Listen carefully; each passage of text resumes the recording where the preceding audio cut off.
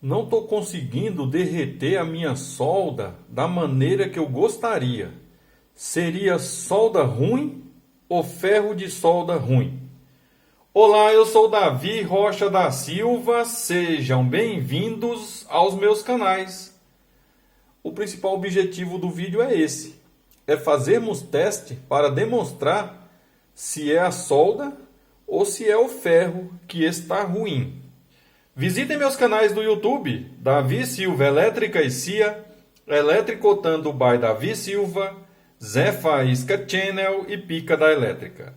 Esses canais são voltados para elétrica, eletrônica e conhecimentos em geral.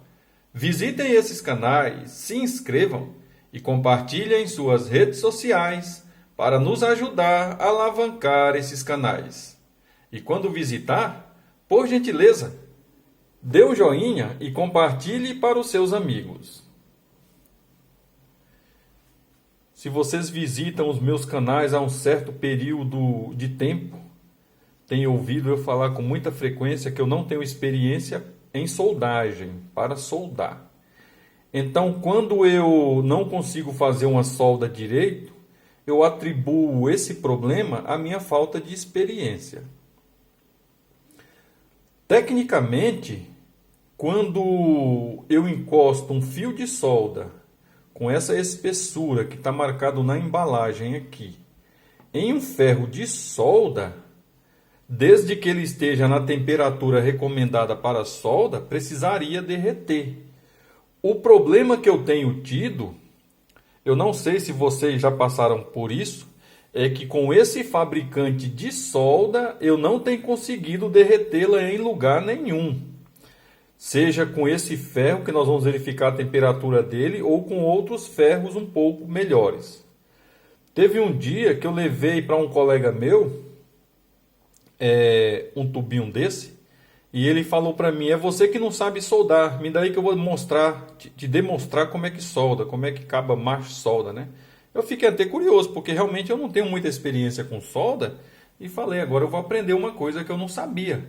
Eu estava condenando a solda, e agora o cara está dizendo que o problema sou eu. Então ele foi lá, pegou o ferro, a machadinha de solda, tá?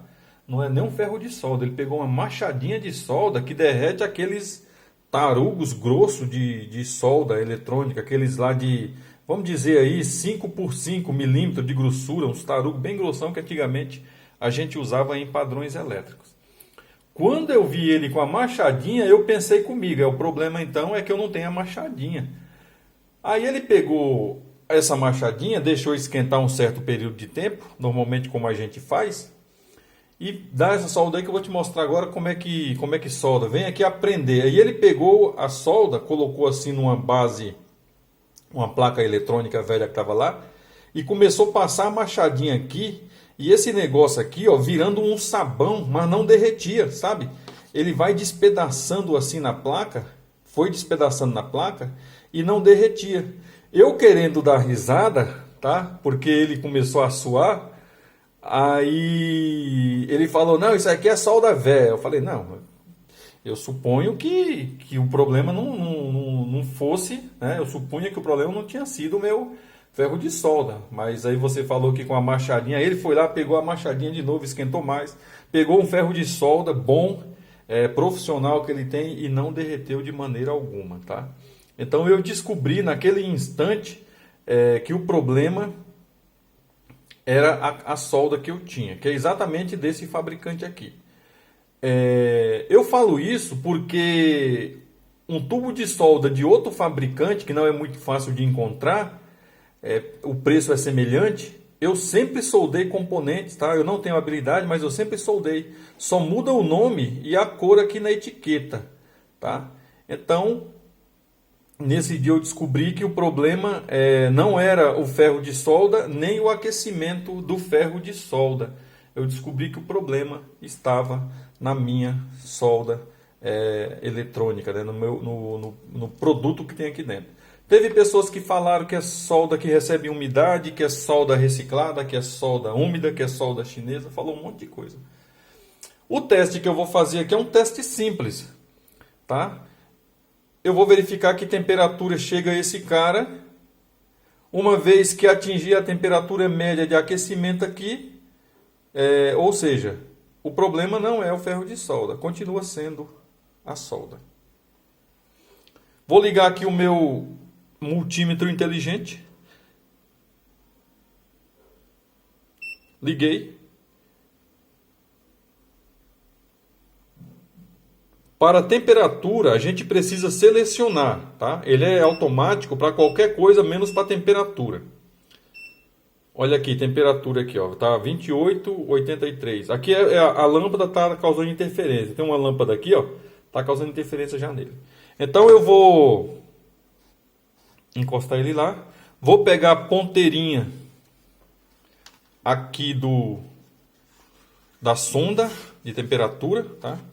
E vou encostar lá para nós vermos qual é o problema. Se esse ferro não está chegando a 200 graus, ele precisa chegar de 200 a mais.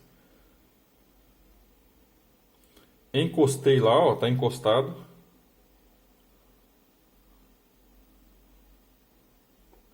Faltou só um detalhe, eu esqueci de ligar essa ponta aqui, ó.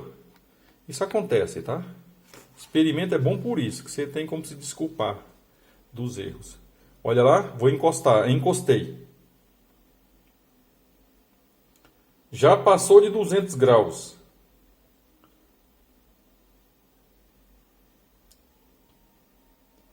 Já estamos em 325, 330 graus de temperatura.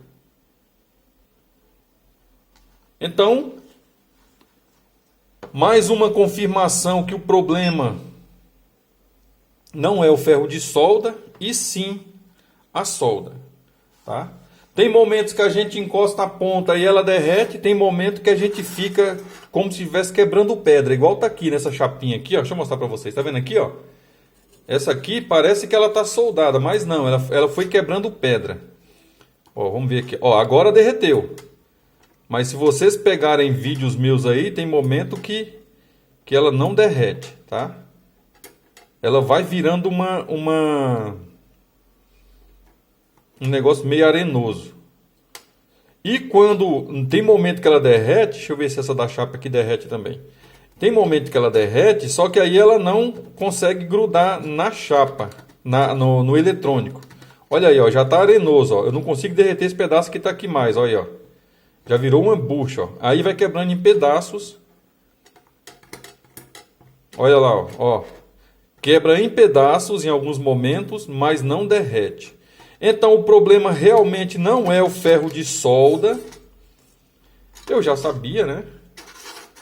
Mas aí tem gente que não sabe. Tem gente que às vezes sofre com solda eletrônica e acha que ela é o principal problema.